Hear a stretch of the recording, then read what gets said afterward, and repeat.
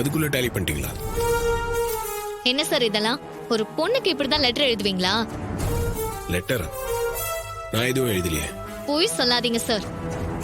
இப்படிதான் கொச்சியா லெட்டர் எழுதுவீங்களா? என்ன புரியல எனக்கு. அதை காட்டுங்க.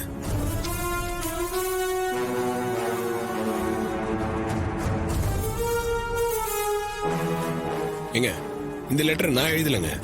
நீங்க எழுதலனா இந்த லெட்டர் எப்படி நீங்க கொடுத்த ஃபைல்ல இருக்கும்? ஃபைல்ல இருந்துச்சா? நான் இந்த மாதிரி லெட்டர் எதுவும் அந்த ஃபைல்ல வைக்கலங்க. நடிக்காதீங்க சார். நீங்க தான் இதை எழுதிருக்கணும். எனக்கு நல்லா தெரியும். ஏங்க, இத நான் எழுதினேன்னு எதை வச்சு சொல்றீங்க? சார், காலையில இருந்து நான் உங்களை வாட்ச் பண்ணிட்டு இருக்கேன். உங்க பார்வையே சரியில்லை. என்ன நீங்க பாக்குற பார்வையே வேற மாதிரி இருக்கு. அங்க எனக்கு ஸ்டாப்லர் பின் என்னோட கையில குத்துனதுக்கு நீங்க ஓடி வந்து உதவி செஞ்சது, ஃபர்ஸ்ட் எய்ட் பாக்ஸ் இல்லன்னு ஸ்டாஃப் கிட்ட சண்டை போட்டது, டேபிள்ல இருந்து எழுந்து என்னையே பாத்துட்டு இருந்தது எல்லாமே நான் வாட்ச் பண்ணிட்டு தான் இருந்தேன். உங்க நடத்த சரியில்லை சார். அதுல ஒரு வக்ர புத்தி இருக்கு. ஏங்க, விட்டா பேசிட்டே போறீங்க. நான் ஒரு மனிதாபிமானத்துல தான் பண்ணேன். அதை ஏங்க இவ்வளவு கொச்சப்படுத்துறீங்க? எனக்கு எந்த தப்பான எண்ணமும் இல்ல. இந்த மாதிரி சீப்பா லெட்டர் எழுதி வைக்கிற புத்திலாம் எனக்கு கிடையாது. இதை வேற யாரோ தான் எழுதி ஃபைல்ல வச்சிருக்காங்க.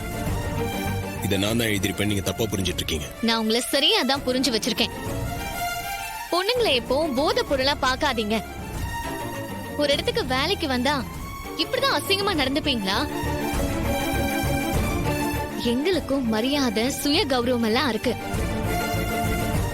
உங்கள மாதிரி ஒரு மோசமான ஆளுகிட்ட வேலை செய்யறத நான் வெறுக்கிறேன். இனிமே இந்த கம்பெனில நான் ஒரு நிமிஷம் கூட வேலை செய்ய மாட்டேன். ஏங்க நில்லுங்க. அவசரப்பட்டு எந்த முடிவும் எடுக்காதீங்க. இத பத்தி நான் விசாரிக்கிறேன்.